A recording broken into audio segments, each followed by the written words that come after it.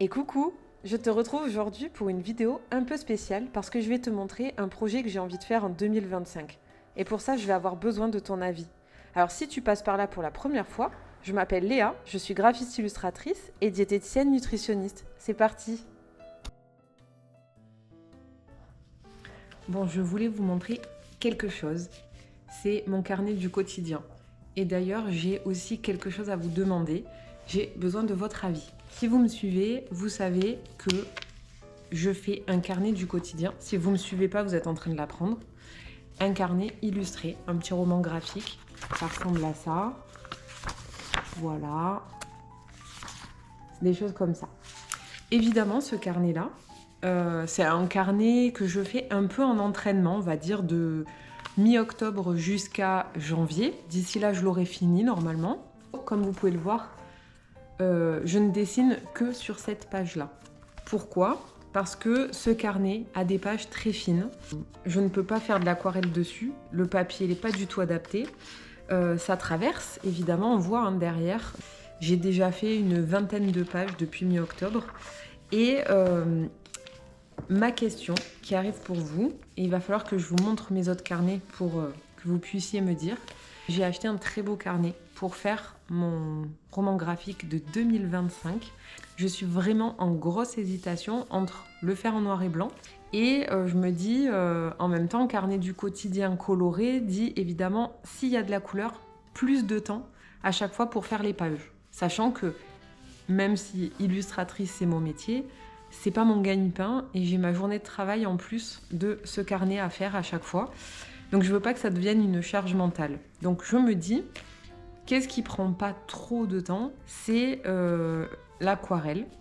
Et j'ai acheté aussi les Faber-Castell Polychromos parce que j'ai quand même en tête, je me dis peut-être que l'aquarelle, ça va aussi pâlir au fil du temps. Et je pense que si à chaque fois je rehausse mes dessins un petit peu avec du crayon de couleur, ça pourra garder un peu de pigmentation dans le temps. Donc, j'aimerais vous montrer mes autres carnets. Comme ça, vous pourrez me dire qu'est-ce que vous préférez.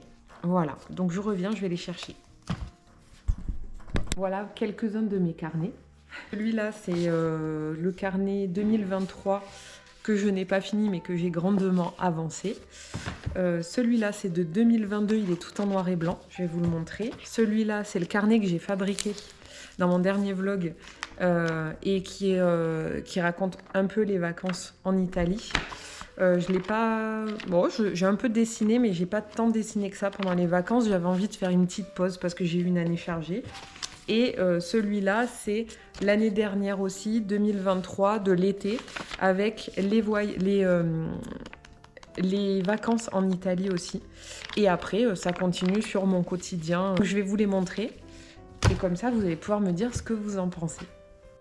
Bon, clairement, celui-là, c'est celui où j'ai vraiment commencé à dessiner et à trouver mon style de dessin rapide.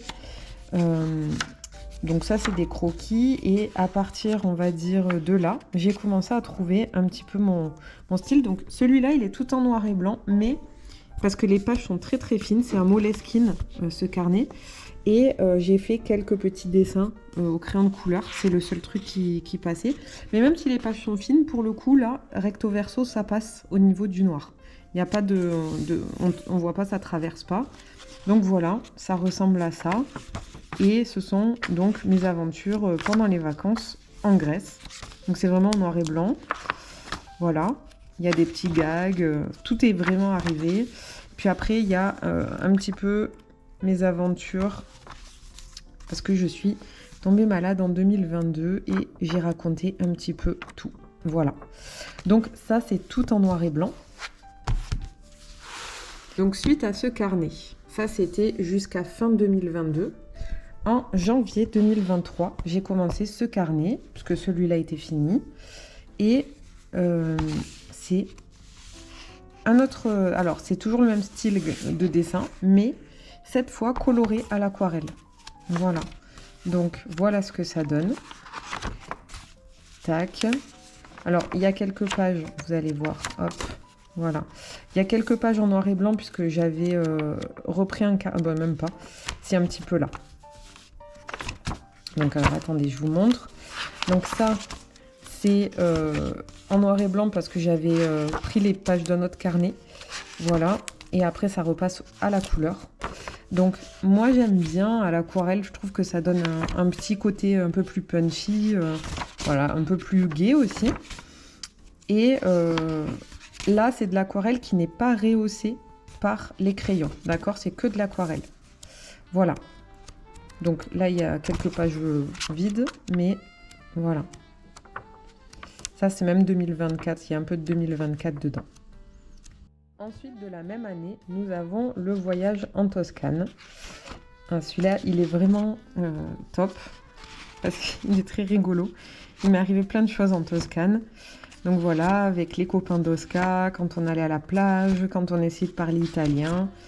Voilà, il y a aussi des croquis un peu d'observation, directement au stylo. Voilà.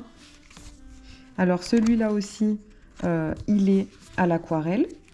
Donc vous voyez, après la Toscane, ben, il y a mon quotidien à la maison, en freelance, etc. Donc un peu mes aventures quand j'étais chez mes parents et tout ça. Voilà. Voilà, voilà. Donc ça va, ça fait 1 an et demi. Et je trouve que l'aquarelle, comme j'utilise de l'aquarelle hyper pigmentée, puisque c'est de la sennelier, c'est de l'extra fine, elle garde quand même une bonne pigmentation. Et enfin, cette année, donc, j'avais fabriqué mon petit carnet.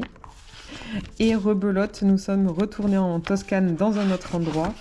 Et j'ai raconté un petit peu nos aventures aussi. Donc là aussi, j'ai choisi de faire à l'aquarelle. J'aime bien parce que l'aquarelle, de toute façon, on peut en prendre un petit peu de partout. Puisque c'est une petite boîte, donc facilement transportable. Et enfin, ma dernière expérience, donc, c'est le carnet que je suis en train de faire en cette fin d'année. Et donc, il est tout en noir et blanc. Je vous ai expliqué pourquoi, par exemple. Et j'ai essayé, pour la première fois, de colorer avec des feutres acryliques. Donc, voilà ce que ça donne. J'espère qu'on voit bien. C'est pas mal aussi. Donc, je sais pas. Qu'est-ce que vous préférez entre l'aquarelle ou le feutre acrylique? Attendez, je vous montre.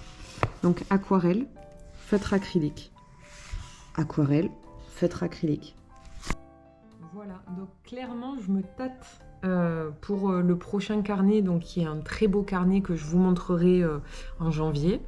Je me tâte vraiment à faire soit de l'aquarelle, soit du feutre, sachant que bon, je fais beaucoup de coloriage et tout ça. Et vraiment, je sais pas, j'hésite. Vous me direz en commentaire ce que vous préférez comme style, vous. Mais voilà, si jamais je suis équipée, de toute façon, j'ai les feutres acryliques. Et si je veux faire à l'aquarelle, j'ai les feutres aquarelles et donc les polychromos. C'est un choix cornélien.